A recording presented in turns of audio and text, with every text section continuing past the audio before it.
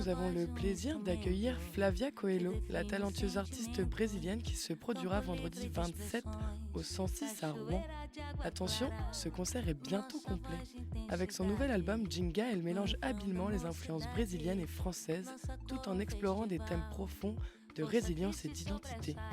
Flavia, merci d'être avec nous. Alors, dans un premier temps, que peut attendre vos fans de ce concert ce vendredi à Rouen? Le public peut attendre, c'est bien sûr un show de son, lumière, où je vais présenter des chansons de mon nouvel album et des chansons aussi de mes albums précédents parce que je viens de sortir mon 5e album, donc il y a des titres lesquels les gens se sont attachés, donc c'est un show avec de nouveaux titres, des titres anciens et aussi beaucoup de chat, beaucoup de danse, d'énergie, des moments de sensibilité où le public fait partie entièrement du concert. Trop chouette, donc c'est un petit mélange de nostalgie et de nouveauté du coup. C'est ça. Vous venez de nous dire que c'était votre nouvel album, donc c'est Ginga. Pouvez-vous nous en parler un petit peu plus et nous parler de vos inspirations derrière cet album? Alors, pour m'inspirer pour l'album Ginga, je fais un retour dans mon adolescence, là où tout a commencé pour moi, mes premiers émois, mes premiers contacts avec la musique, là où je décide de devenir musicienne et je commence tout de suite à travailler, à faire des concerts, etc. Donc, à l'époque, j'écoutais beaucoup de musique traditionnelle brésilienne, en tout cas toutes celles qui écoutaient mes voisins aussi, parce que la musique était toujours très forte autour de moi. Et il y a aussi beaucoup de musique qui venait des États-Unis, comme la house, le pop, la pop britannique.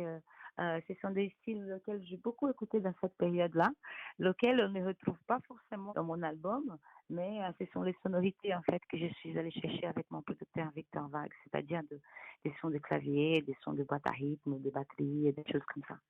Et cet album, il il y a plusieurs sujets, mais entre autres, il y a le sujet de la résilience, qui a cette idée de parfois faire un pas en arrière pour pouvoir sauter un peu plus loin.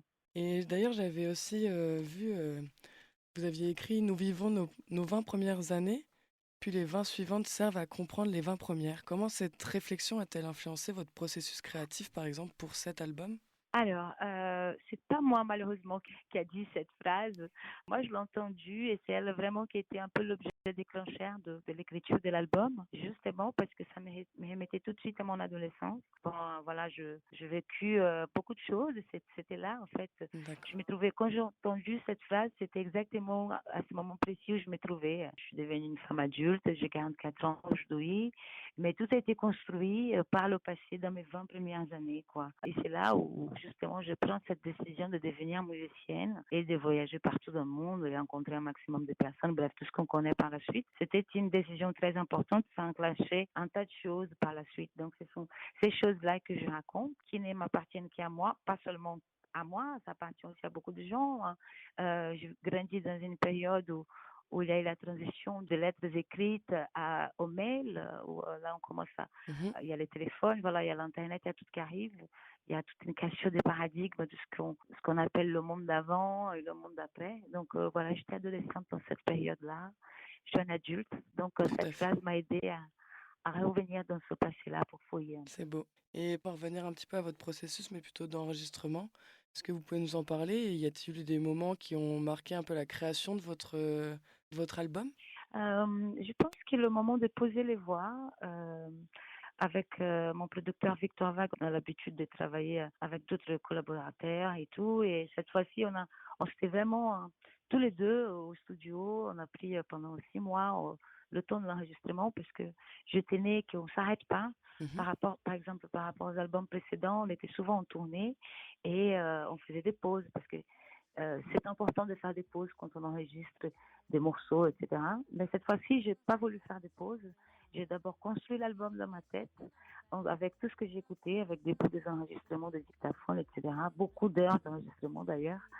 Et au moment de concentrer tout ça, les compositions ont commencé à venir.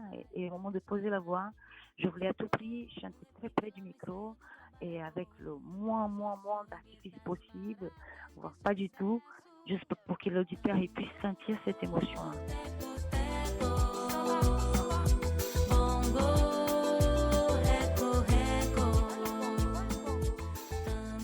En fait, ce qui est intéressant avec cet album, Ginga, c'est que je propose à l'auditeur de prendre son temps pour Mhm. écouter la musique.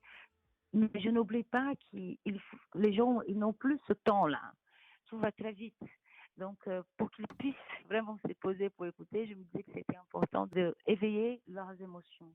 Et c'est en chantant très proche du micro et en diminuant un petit peu le BPM qu'on essaie d'avoir D'accord, je ça. comprends. Du coup, vous parlez un peu de la relation avec votre public. Quel message vous aimeriez leur transmettre à travers votre musique et notamment cet album? Quel est le message le plus fort que vous voulez partager avec eux aujourd'hui? Que c'est jamais la fin, que c'est toujours un début, qu'on peut toujours se transformer, qu'on peut toujours devenir quelqu'un de mieux, qu'il y en a acquis, que, voilà, il y a plein de petites choses comme ça. Je pense que je vis dans un monde où tout est très écrasant ou très angoissant et que parfois, voire très limiteur. Et je pense que c'est Mhm. important qu'on continue de bouger, qu'on continue de faire des choses, qu'on ne se laisse pas attraper par la Tout à morosité fait. qu'il y a autour. C'est un beau message d'espoir et de résilience, comme vous l'avez dit tout à l'heure.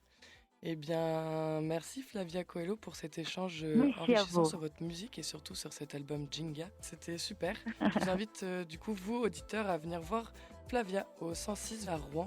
Ne manquez pas cette occasion. Je vous attends.